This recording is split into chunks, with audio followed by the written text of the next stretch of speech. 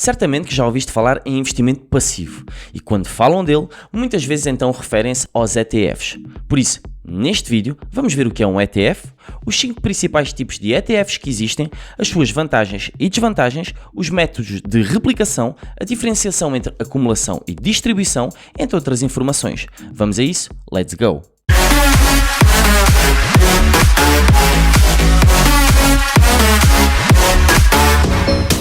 Olá a todos, o meu nome é Nilton Sampaio. Neste canal falamos de finanças, investimentos e criptomoedas. Se não quiseres perder nenhum conteúdo, só tens 2 pequenos cliques a fazer. O primeiro é subscrever o canal e o segundo é ativar as notificações para não perderes nenhum vídeo. Numa primeira abordagem e antes de aprofundar, vamos ver então o que é um ETF. Criado em 1993, representam de momento, de acordo com a BlackRock, uma indústria avaliada em aproximadamente 5 mil milhões de dólares. O acrónimo ETF significa Exchange Traded Fund, também muitas vezes denominado como Tracker. Um ETF é um fundo de investimento negociado na Bolsa de Valores, que tem por finalidade seguir um cabaz de ativos. Vou dar um exemplo para que seja então mais fácil de compreensão. Imagina que compras um ETF que tem por finalidade então seguir um índice de ações constituído por 50 empresas e que cada uma dessas empresas tem um peso nesse ETF de 2%. Isto significa que para replicar um índice, o fundo vai então comprar ações de cada uma destas 50 empresas, aplicando para tal a mesma quantia a cada uma delas. Imagina que dou-te 100 euros para investires e comprares o ETF que estamos a falar. O que acontece é que os teus 100 euros vão ser repartidos então pelas 50 empresas de acordo com a percentagem que elas representam na composição do ETF, que neste caso é de 2%. O que significa que ao investires então estes 100 euros, é como se estivesses a investir 2 euros em cada uma das 50 empresas. Algo que é relevante a saber é que existem também vários tipos de ETFs. O investimento em ETF pode ser então classificado de acordo com vários critérios. Vamos ver então neste vídeo essencialmente os 5 principais tipos de ETFs. Num primeiro lugar, podemos então identificar os ETFs de ações, são de certa forma a categoria mais conhecida, também chamado de Equity ETF. A finalidade deste tipo de ETF é a possibilidade de comprar o que podemos então chamar de um cabaz com várias ações. Ou seja, existe no mercado determinados ETFs que replicam, por exemplo, o S&P 500, sendo que o mesmo então é composto por 500 empresas. Ao comprares este tipo de ETF, estás automaticamente a investir nas ações das 500 empresas ao mesmo tempo, mas isto tudo numa única compra. Como segundo critério, existem então os ETFs setoriais. Como por exemplo, então, as ações industriais, tecnológicas, relacionadas com a saúde, entre outras. Neste caso, a ideia é a mesma do que a anterior. Imagina que queres investir no setor da tecnologia de informação. Em vez de tentares então adquirir várias empresas, podes adquirir um ETF que replique o setor relacionado com a tecnologia de informação. E como tal, investires então em várias empresas do setor. E vais fazer o quê? Vais reduzir então o teu risco de exposição a uma só empresa e aumentar a tua diversificação. O terceiro tipo de ETF é o que se chama então de geográfico. Neste caso, estamos a falar essencialmente então de ETFs que seguem determinados índices geográficos. Podemos, por exemplo, estar a falar então de uma região em específico, assim como um país ou então mesmo um continente. Quando se aborda o critério geográfico, muitas vezes as pessoas pensam de imediato no quê? Pensam em Estados Unidos e S&P 500, mas obviamente que podemos estar a falar de outras coisas. Podemos, por exemplo, estar a falar então de economias desenvolvidas ou então mesmo de economias emergentes. O quarto tipo pode ser então os ETFs de matérias-primas.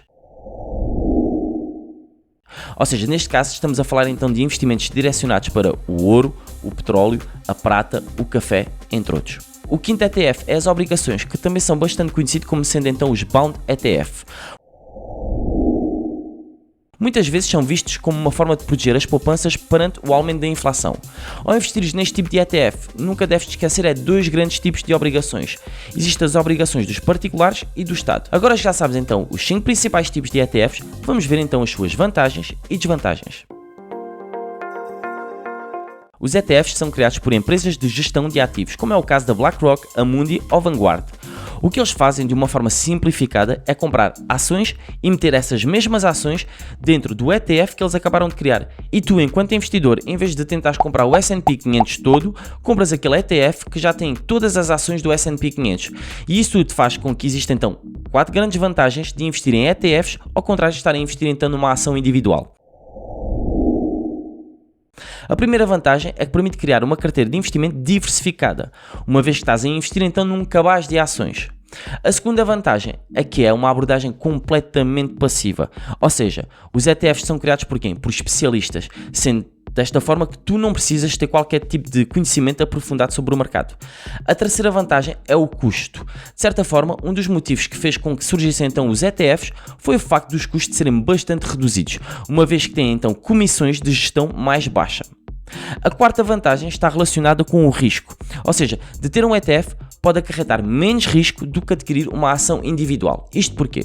Isto porque um ETF tem um efeito de reequilíbrio, uma vez que é composto por várias ações e o desempenho, por exemplo, negativo de umas, podem então ser minimizada pelo desempenho positivo das outras. Como é óbvio que os ETFs não é tudo cor-de-rosa, existem algumas desvantagens, aliás, podemos mais chamar de defeitos do que propriamente desvantagens.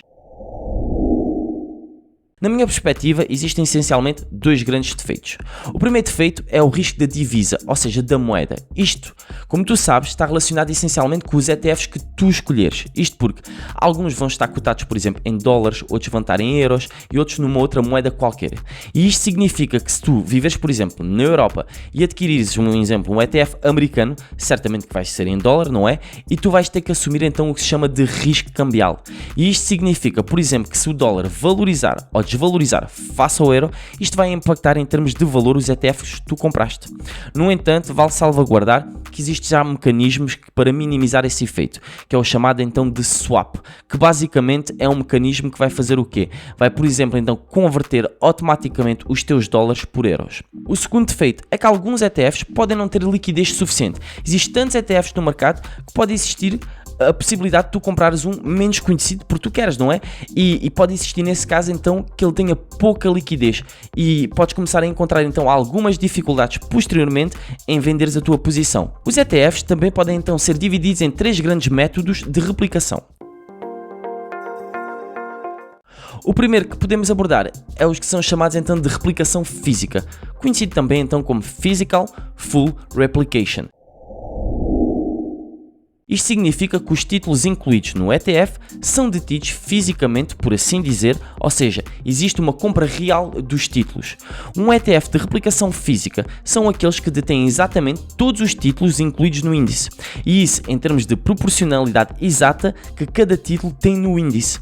O segundo que podemos então abordar é o ETF de replicação física por amostragem otimizada, também conhecido então por Physical Optimized Sampling.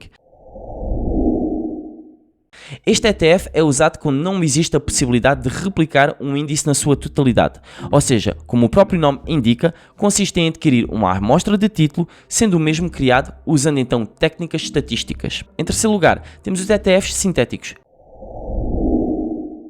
Este é um método mais complexo, de uma forma simplificada.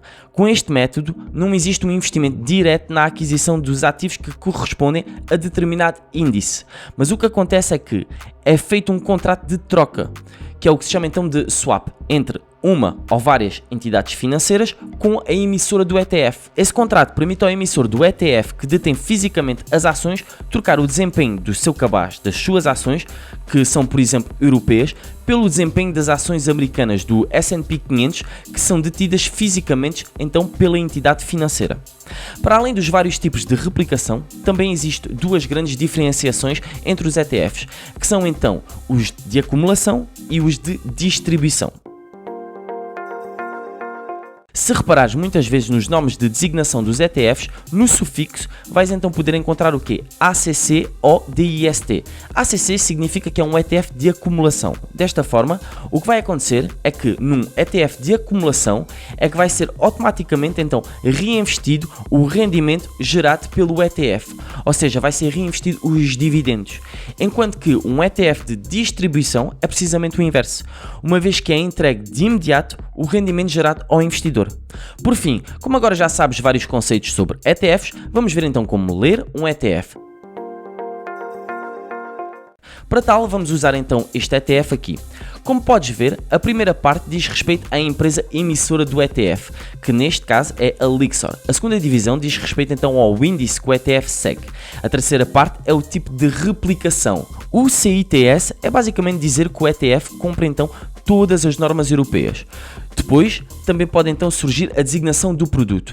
E na última etapa, então aparece a política de distribuição dos dividendos, que neste caso então é de acumulação. Em todos os ETFs vai surgir também o ISIN e o ticker. De uma forma simplificada, o ISIN é a identificação do ETF, ou seja, podes pesquisar o ETF em qualquer sítio através deste código. E o ticker também é um código identificador então do ETF. Espero que tenhas ficado a saber mais sobre o que são ETFs. Se tiveres algumas dúvidas, não hesites então em partilhar aqui nos comentários. Se gostaste deste tipo de conteúdo, já sabes, são 2 cliques, um que diz subscrever o canal, o outro ativar as notificações para não perderes nenhum vídeo. E se gostaste e queres ajudar o canal, deixa um gosto. Voltamos-nos a ver num próximo vídeo. Até lá só te digo bons investimentos e já sabes, bounce!